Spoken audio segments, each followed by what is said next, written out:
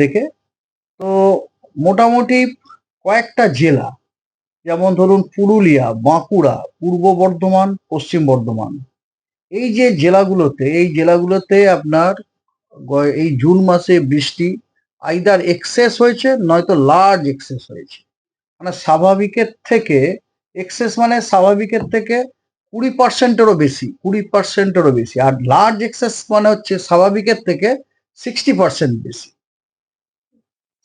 Large access হচ্ছে পুরুলিয়া এবং বাঁকুড়া, আর access হচ্ছে দুই বর্ধমান এবং পশ্চিম বর্ধমান, পশ্চিম মেদিনীপুর, পশ্চিম মেদিনীপুর সরি, ঝাড়গ্রাম। পশ্চিম মেদিনীপুর হচ্ছে আপনার নর্মাল রেনফল হয়েছে, স্বাভাবিক নর্মাল বৃষ্টি হয়েছে। আর পশ্চিম বর্ধমানও স্বাভাবিক বৃষ্টি হয়েছে। হাওড়া, হুগলি, কলকাতা, 2 চব্বিশ পরগনা, মালদা, এগুলো তো স্বাভাবিক বৃষ্টি হয়েছে। এটা বাদ দিয়ে বাকি যে জেলাগুলি রয়েছে, এমনকি উত্তরবঙ্গের প্রায় সব জেলাই বলতে পারেন, মালদা বাদ দিয়ে, হ্যাঁ, সব জেলাতেই আপনার কিন্তু বৃষ্টিপাত ডেফিসিয়েন্ট হয়েছে, মানে স্বাভাবিকের থেকে অনেকখানাই কম। হ্যাঁ, তো এই হচ্ছে জুন মাসের আপনার আহ, বৃষ্টিপাতের মানে জুলাই মাসে আমাদের আহ, দক্ষিণবঙ্গের দাঁড়ান এই দক্ষিণবঙ্গের আহ, দক্ষিণ পশ্চিমের যে জেলাগুলো, সাউথ ওয়েস্টের যে জেলাগুলো আছে, সেগুলোতে বৃষ্টিপাত আপনার অ্যাবাভ নর্মাল হওয়ার সম্ভাবনা রয়েছে। আমি বলছি ভালো করে একটুখানি, যেগুলো ব্লু কালার আপনারা দেখতে পাচ্ছেন, এই জেলাগুলোতে আপনার জুলাই মাসে বৃষ্টিপাত স্বাভাবিকের থেকে বেশি হওয়ার সম্ভাবনা রয়েছে। ঠিক আছে। আর আর এই যেগুলো হলুদ কালার আপনারা দেখতে পাচ্ছেন, হলুদ কালার আপনারা লক্ষ্য করছেন, এই হলুদ কালারের মধ্যে আপনি দেখতে পাচ্ছেন যে গাঙ্গেয় পশ্চিমবঙ্গের উত্তর ভাগের যে জেলাগুলো, যার মধ্যে মুর্শিদাবাদ রয়েছে, বীরভূম রয়েছে, এদিকে নদিয়া রয়েছে, এই যে জেলাগুলো, এবং উত্তরবঙ্গের প্রায় সবকটি জেলা ইনক্লুডিং সিকিম, সেখানে দেখুন হলুদ কালার মানে বোঝা যাচ্ছে ওই জেলাগুলিতে স্বাভাবিকের থেকে জুলাই মাসে কম বৃষ্টিপাত হওয়ার সম্ভাবনা রয়েছে। পশ্চিমবঙ্গের ওয়ার্নিং হচ্ছে প্রথম কথা, থান্ডারস্টর্ম অ্যান্ড গাস্টি উইন্ডের ওয়ার্নিং দক্ষিণবঙ্গের সবকটা জেলাতে রয়েছে। আর হেভি রেনফলের ওয়ার্নিং আছে পুরুলিয়া এবং ঝাড়গ্রাম আজকে। আর উত্তরবঙ্গ প্রত্যেকটা জেলাতে থান্ডারস্টর্মের অ্যান্ড লাইটনিং এর ওয়ার্নিং আছে প্রতিটা জেলাতেই। আর তার সাথে দার্জিলিং এবং জলপাইগুড়িতে হেভি রেনফলের ওয়ার্নিং আছে।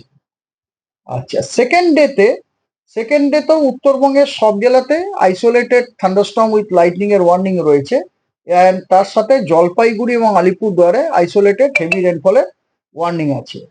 আর দক্ষিণবঙ্গে আগামীকাল প্রতিটা জেলাতেই থান্ডারস্টর্ম, লাইটনিং এবং তার সাথে গাস্টি উইন্ড 30 to 40 কিলোমিটার/আওয়ারের ওয়ার্নিং আছে, but no warning about heavy rainfall. তৃতীয় দিন অর্থাৎ থার্ড জুলাইতে উত্তরবঙ্গের দার্জিলিং, কালিম্পং, জলপাইগুড়ি, আলিপুরদুয়ার এবং কোচবিহার, এই 5টা জেলাতেই বিক্ষিপ্তভাবে 1-2 জায়গায় ভারী বৃষ্টির ওয়ার্নিং দেওয়া রয়েছে। এবং দক্ষিণবঙ্গে বীরভূম, পশ্চিম বর্ধমান, পুরুলিয়া এবং দক্ষিণ 24 পরগনা, এই 4টি জেলাতে বিক্ষিপ্তভাবে 2-1 জায়গায় ভারী বর্ষার ওয়ার্নিং দেওয়া হয়েছে। চতুর্থ দিন অর্থাৎ 4 তারিখে উত্তরবঙ্গের জলপাইগুড়ি, আলিপুরদুয়ার এবং কোচবিহার, এই 3টি জেলাতে বিক্ষিপ্তভাবে 2-1 জায়গায় ভারী বর্ষণের ওয়ার্নিং রয়েছে। এবং দক্ষিণবঙ্গে পশ্চিম বর্ধমান, পূর্ব বর্ধমান, নদিয়া, উত্তর 24 পরগনা, দক্ষিণ 24 পরগনা, এই জেলাগুলোতে বিক্ষিপ্তভাবে ভারী বর্ষার ওয়ার্নিং দেওয়া হয়েছে 2-1 জায়গাতে। 5 তারিখে উত্তরবঙ্গের দার্জিলিং, কালিম্পং, জলপাইগুড়ি এবং আলিপুরদুয়ার, এই 4 জায়গায় বিক্ষিপ্তভাবে 2-1 জায়গায় ভারী বর্ষণের ওয়ার্নিং দেওয়া হয়েছে। এবং 5 তারিখে দক্ষিণবঙ্গের অনেকগুলি জেলাতে বিক্ষিপ্তভাবে 2-1 জায়গায় ভারী বর্ষণের ওয়ার্নিং দেওয়া হয়েছে। সেই জেলাগুলো হলো 2 বর্ধমান, পশ্চিম এবং পূর্ব, বীরভূম, মুর্শিদাবাদ, নদিয়া, উত্তর 24 পরগনা, দক্ষিণ 24 পরগনা এবং হুগলি। 5 তারিখে এই সমস্ত জেলাগুলোতে বিক্ষিপ্তভাবে 2-1 জায়গায় ভারী বর্ষণের সতর্কবার্তা দেওয়া হয়েছে। 6 তারিখে এবং 7 তারিখের জন্য উত্তরবঙ্গ বা দক্ষিণবঙ্গের জন্য কোনো সতর্কবার্তা নেই।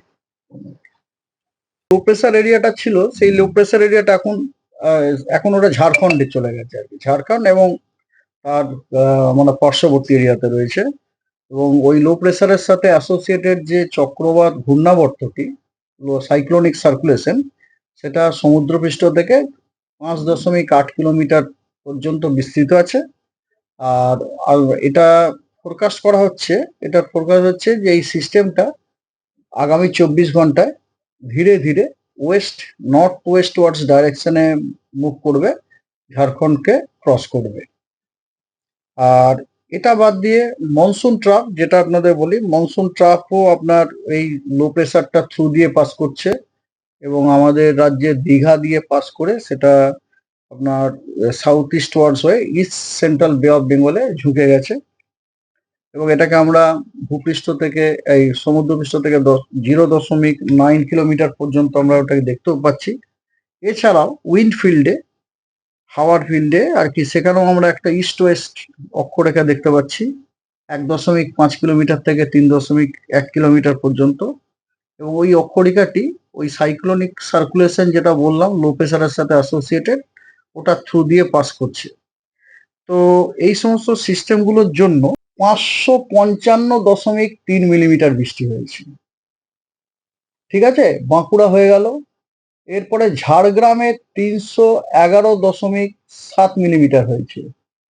পুরুলিয়ায় 470.6 মিলিমিটার হয়েছে। দক্ষিণ 24 পরগনা 318 মিলিমিটার হয়েছে। ঝাড়গ্রাম 311.7, আর বীরভূম 181.8, ইস্ট মেদিনীপুর 217.4, হুগলি 218.9, হাওড়া 272.8, আচ্ছা ঝাড়গ্রাম 311.7 বলেছি, কলকাতায় 241.5, মুর্শিদাবাদ 140.1, নদিয়া 154.3, উত্তর 24 পরগনা 262.6, পশ্চিম বর্ধমান 266.9, পূর্ব বর্ধমান 272.9, পুরুলিয়া 470.6, দক্ষিণ 24 পরগনা 318, এবং পশ্চিম মেদিনীপুর 271, আলিপুরদুয়ার 478.4, কোচবিহার 430.1, দার্জিলিং 434.7, জলপাইগুড়ি 470.7, কালিম্পং 416.3, মালদা 204.2, নর্থ দিনাজপুর 154.9, সাউথ দিনাজপুর 163.2। এগুলো সব হচ্ছে মিলিমিটারে। আপনাদের হয়তো একটু আশ্চর্য লাগতে পারে যে 400 বলা সত্ত্বেও, তা সত্ত্বেও সাব হিমালয়ান ওয়েস্ট বেঙ্গলে আমরা কি করে ওখানে বলছি যে বিলো নর্মাল। কারণ এই যে বিলো নর্মাল বা নর্মাল, এটা নির্ভর করছে প্রত্যেকটা জেলার এমনিতে নর্মাল রেনফলটা কত। উত্তরবঙ্গের যে জেলাগুলো, সেগুলোর নর্মাল রেনফলই হচ্ছে অনেকখানি বেশি।